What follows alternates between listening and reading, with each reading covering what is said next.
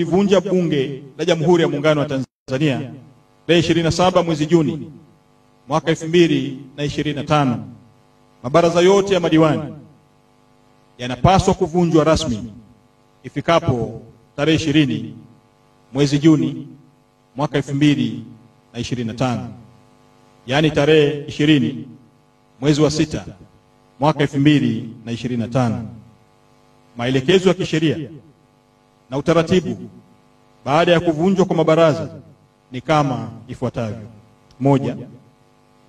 Kamati zote za halmashauri zinasitishwa rasmi kuanzia tarehe 20 mwezi wa 6 mwaka 2025 hadi pale uchaguzi mpya wa madiwani utakapofanyika.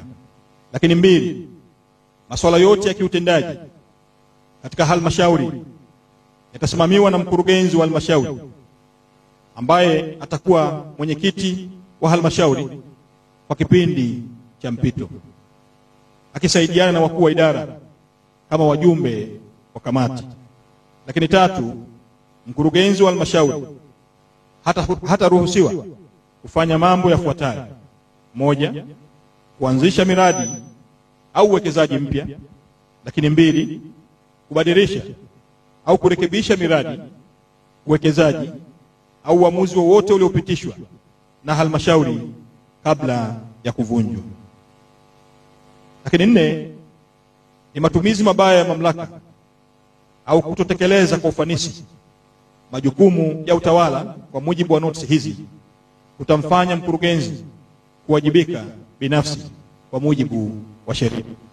Lakini 5, mkurugenzi wa halmashauri atawasilisha taarifa ya maamuzi na mwenendo wa vikao vya management vilivyofanyika wakati wa kipindi cha mpito katika kikao cha kwanza cha baraza jipya la madiwani baada ya uchaguzi. Wito kwa wananchi na wadau wa maendeleo. Ofisi ya Rais, Tawala za Mikoa na Serikali za Mitaa inatoa wito kwa wananchi kote nchini, viongozi wa serikali na watendaji wote wa halmashauri kushiriki kikamilifu katika kipindi hiki cha mpito kwa kuzingatia utawala bora, maadili ya utumishi wa umma na kufuata sheria, kanuni na taratibu zilizopo. Aidha, nichukue fursa hii kama waziri mwenye dhamana wa tawala za mikoa na serikali za mitaa, nikiwa kama msimamizi mkuu katika eneo hili, nitoe pongezi na shukrani za dhati kwa waheshimiwa madiwani kote nchini wanaokwenda kumaliza muda wao wa uongozi ifikapo tarehe 20 mwezi wa 6 mwaka 2025. Tunawapongeza kwa mchango wao mkubwa na ushiriki wao katika shughuli mbalimbali za maendeleo ya mamlaka za serikali za mitaa katika maeneo yao. Ninawapongeza sana na kuwatakia kila laheri katika chaguzi zinazokwenda kuanza hivi karibuni. Asanteni kwa kunisikiliza. Asante sana Mheshimiwa Waziri. Nadhani hapa ndipo tumefikia mwisho wa press yetu. Mheshimiwa Waziri, naomba sasa tukuruhusu uweze kuendelea na maswali. Asante sana.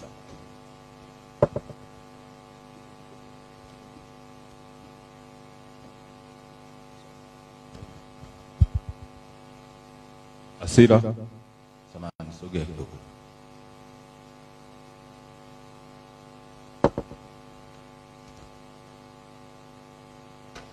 Dada Asira,